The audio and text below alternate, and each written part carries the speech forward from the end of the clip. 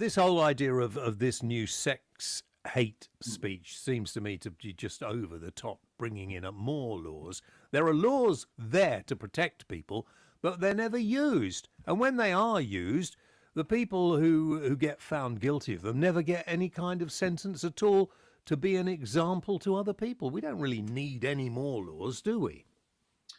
Well, what this proposal does, and this relates to a Law Commission report today, is actually to simplify the hate speech laws by aligning various protected characteristics with each other. So what they're proposing is the same law for sex-based hostility and gender-based hostility that already exists for race and religion. The weird thing about the Public Order Act is that there are actual subtle differences between the way race and religion, or the hatred of those, are treated in the law. So one of the things that I actually applaud the Law Commission doing is trying to make the law a little bit simpler, trying to put a little bit of an evidence base behind the kinds of speech that it wants to criminalize.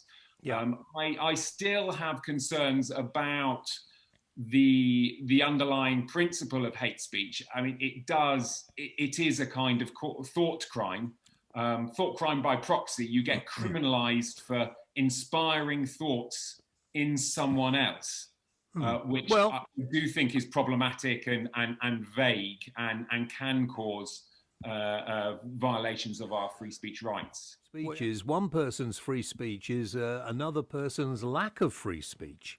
So there have to be some rules and regulations.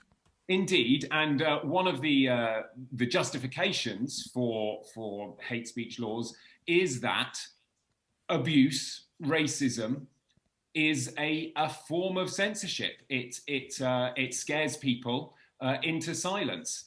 Online abuse, pile-ons can be a form of censorship. If Twitter becomes unusable because every time you speak, you get a million hateful tweets, so much so you have to leave the platform, that's a free speech issue as well.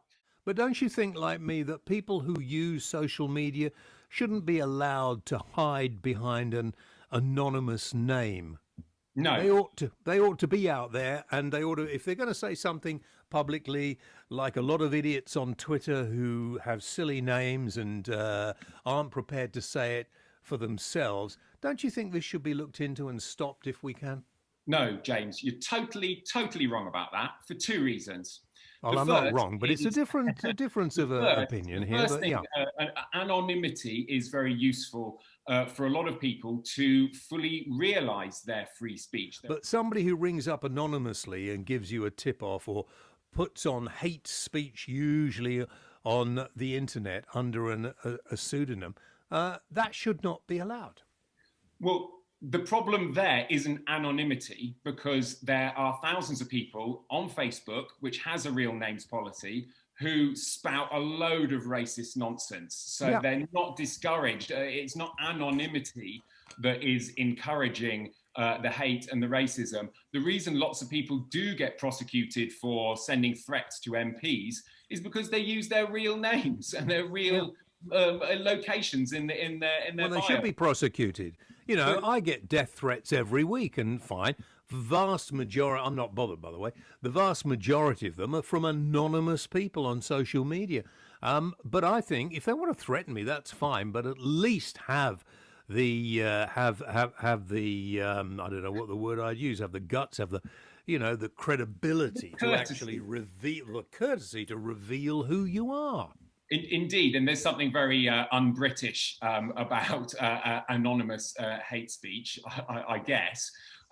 But the point is that anonymity is so much more. There are so many people who contribute on social media, real public interest insights, and they can only do it because they can do it anonymously. The unfortunate thing in this country is we don't have freedom to protect those of us who are going about our daily jobs, because we've got such a useless police force and we need to wake them up. Well, sorry, we haven't got a police force, we've got a police service full of flipping Wally Whatsits who just want to offer you a bottle of water when you're stopping me doing what I want to do, which is drive down there. First of all, I disagree with you on what the police do. They do spend a lot of time on crime. No, they don't. They're useless. They're useless. There is no police at the moment around doing what... You've got fat ones, you've got short ones. There is no discipline, as far as I can see, in our police force, except to be politically correct and not upset anyone. And I have the freedom of speech to say I disagree with you. I think that you are... I think you're mistaken. I think you're wrong. I'm not a policeman myself. I'm related to some policemen, and they work very hard at what they do. And well, I'm glad some of them do. I'm sure some of them do. Yeah.